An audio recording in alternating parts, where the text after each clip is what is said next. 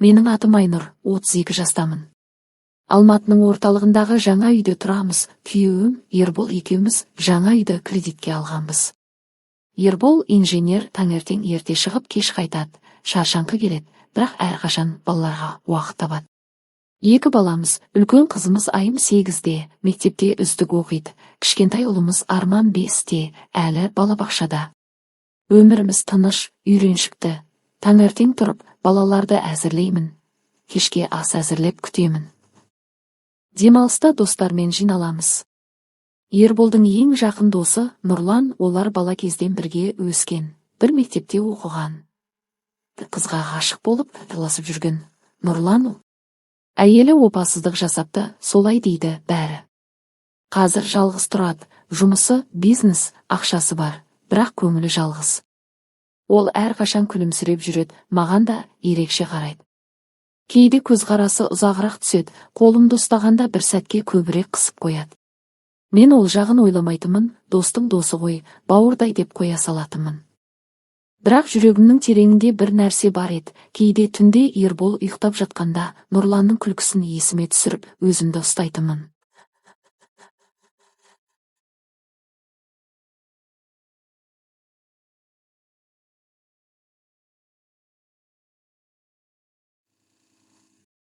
Ол жазда Ерболдың туған күні болды. Мен қуанып дайындыққа кірістім. Ол күннің бәріміздің өмірімізді мәңгі өзгертетінін ешкім білген жоқ. Кешкі 7-8 шамасы үйге достары келді. Аулаға үлкен үстел қойдық, барбекю жағылды, еттің иісі аңқып тұр. Музыка қатты ойнап тұр. Балаларды әжеме апарып тастағанбыз, сондықтан ересектер еркінсіп кеттік. Нұрлан кешігіп келді. Қолында қымбат қызылдың түр-түрі бар, гүл шоғы, және маған арнап кішкентай сыйлық. Бүгін тойлайық, бауырым, деп Ерболды құшақтады. Содан кейін маған бұрылып, Айнұр, сен бүгін патшайымсың ғой, осы гүл саған, деді. Көздеріміз түйісті, жүрегім бір соғып қалды. Мен күлдім. Рахмет, Нұрлан, әрқашан еркелетесің. Ол маған қарап тұрып, сен әдемі болған сайын еркелеткім келеді, деді, дауысы төмен. Ербол ештеңе байқамады, күліп жатты. Кеш қызып кетті, ән айтылды, би биленді, әзілдер айтылды. Мен әдетте аз ішемін, бірақ сол күні қызылдың дәмі тәтті болып, бір стаканнан соң екіншісіне ауысып кеттім. Басым жеңілдеп, денем жылынып, көңілім көтеріліп кетті. Нұрлан маған жиі құйып тұрды, көзқарасы әр құйған сайын тереңдей түсетін. Түнгі 11-12 шамасы достар біртіндеп тарқады. Кейбіреулер такси шақырып, кейбіреулерін Ербол шығарып салды. Үйде тек үшеуміз қалдық. Мен, Ербол және Нұрлан. Ербол шаршағанын айтып, көзін уқалап, мен сәл ғана мызғып алайын. Басым ауырып тұр, жарты сағаттан кейін оятыңдар, кешті қайта жалғастырамыз. Ал қазір басым ауырып, қысып тұр, айып етпеңіздер, жата тұрайын, деп жатын бөлмеге кіріп кетті. Есікті жауып алды. Мен Нұрланмен ас үйде отырдым. Үстелде бос бөтелкелер, қалған еттер. Қызылдан құйып әңгіме бастадық. Ол ажырасуы туралы айтты, дауысы қалтырап. Әйелім басқа біреуге кетті. Айнұр, мен оны шын сүйгенмін. Бәріне шыдадым.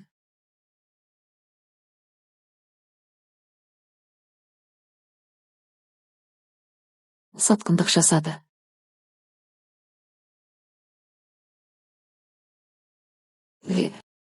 Мен оған жанашырлық танытып қолынан ұстадым. Сен жақсы адамсың, Нұрлан, уақыт өтеді, жақсы әйел табасың әлі ақ, дедім.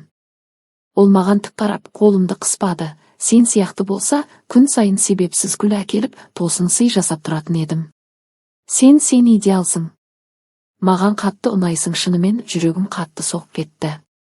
Жаңағы ішкен қызыл басымды айналдырып, ойымды шашыратты. Үндемедім, тек қарадым да отырдым. Ол маған жақындай берді. Асүйдің шамы күңгірт, тек түнгі шам жағылып тұр. Қолымен бетімді түзеді, шашымды иығыма қарай сырғытты. Айнұр, сен өте әдемісің, әрқашан айтқым келген, деп сыбырлады. Мен күлуге тырыстым, бірақ дауысым шықпады. Оның ерні маған жақындады. Мен шегінуге тиісті едім, бірақ денем қозғалмады, керісінше алға еңкейдім. Бәрі ойда жоқта басталды. Алғашқыда жұмсақ, кейін бас айналдырар сезімге ұласып кетті. Мен еріксіз жауап қайтардым, қолым оның мойнына оралды. Басым айналып денем ыстық болып кетті. Ол кеудемнен төмен жүріп өтіп, төмен қарай нәзік жіберді. Алдымды сырғыта бастады, бір-бірлеп, баяу. Жоқ, Нұрлан деп сыбырладым, бірақ даусым әлсіз, тіпті өтініш сияқты шықты. Ол болса үндемеші, жаным, қарсы болма деп, сен де осыны қалап тұрғаным, деді. Ыстық толқын жүріп өтті, аяғымның ұшына дейін. Сол түні естен кетпес күн болды десем артық емес, сенесіз бе?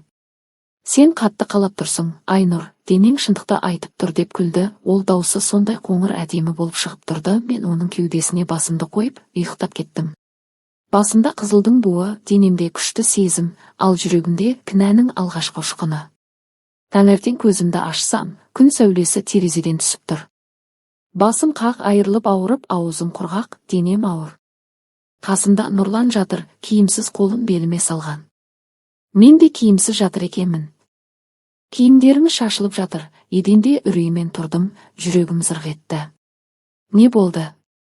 Есімде тек құшақ қолдың тиюі, нәзік сөздер ғана, одан әрі қараңғылық. Нұрлан оянды, күлімсіреді, көзін уқалап, қайырлы таң, сұлуым. Кеше керемет болды жаным, сол тәтті қуыршағым, деді, қолын маған созып. Мен шегініп кеттім, даусым қалтырап, не істедің сен? Бұл не? Ербол қайда, деп көзім шарасына шықты. Көзімнен жас ақты, енді қайттым, ақымақ басым-ай, Ерболға не айтамын? Сол сәтте жатын бөлменің есігі ашылып, Ербол шықты. Шашы ұйпақ, көзінде ұйқы. Бізді көрді, Нұрланды диванда, ештеңе білдірместен дым болмағанда киініп алдым, беті қарауытып, дауысы дірілдеп. Не болып жатыр мұнда? Нұрлан, сен не істеп жатырсың үйімде, деді. Нұрлан тұрып киімін жинап, Ербол, бауырым, кешір, кешегі күн тамаша болды, деді де, тез киініп кетіп қалды. Мен киімдерімді жинап жатын бөлмеге қаштым.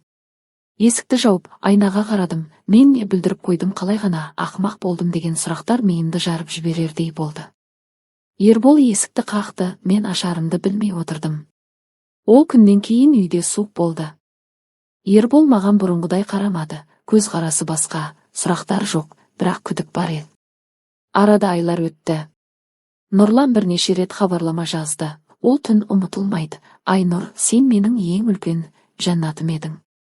Қайталайық, ешкім білмейді. Мен оқып блоктадым, телефонды лақтырып жібердім. Ерболға айтпадым, айта алмадым, ұяттан, қорқыныштан. Некемізде сызат пайда болды, түнде құшақтамайды, сөйлесу аз, балалардың алдында ғана күлімсірейміз. Кейде түнде оянып, сол түнді есіме түсіремін. Нұрланның даусын, денемнің әр дірілін, бір жағынан кінә басым. Масайып қалғанымның кесірі деп өзімді алдаймын. Бірақ жүрегімнің тереңінде бір нәрсе өзгерді. Мен әлі күнге дейін кінәл сезінемін. Тан жерге кірердей, безімізік. Ол түн менің ең қараңғы құпиям, мәңгілік жарам. Өмір шынайы әрі қатыгез екен. Бір сәттік әлсіздік бәрін бұзып жібереді, ал жүрек ешқашан ұмытпайды екен.